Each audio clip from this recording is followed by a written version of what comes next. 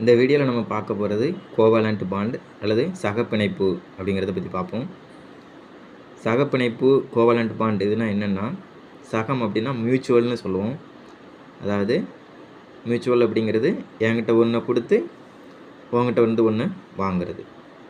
So அப்படி ஒரு பாண்டுங்கிறது நமக்கு தெரியும்.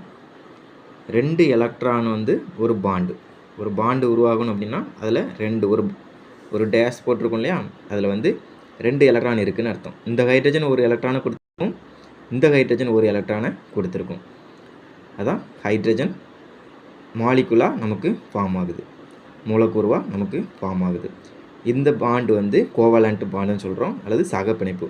இது ஒன்று கொடுத்துருக்கு, இது ஒன்று கொடுத்துருக்கு, அதனால் இதை சகப்பிணைப்பு அப்படின்னு சொல்கிறோம். அதே மாதிரி தான் குளோரின். இது பெரும்பாலும் எங்கே இருக்கும் அப்படின்னா, நான் மெட்டல்ஸ் அளவுங்களுக்கு இடையிலான உள்ளது தான் இது சகப்பிணைப்பாக இருக்கும் பெரும்பாலும். ஹைட்ரஜன் குளோரைடு, அதாவது HCl ஹைட்ரோக்ளோரிக் ஆசிட் சொல்கிறோம் இல்லையா, அது. அப்புறம் மீத்தேன் CH4, அதில் இந்த CH 4 CH இருக்கும். அந்த 4 CH பாண்டு இருக்கு இல்லையா, அந்த 4 CH பாண்டுமே அது கோவலண்ட் பாண்டு தான்.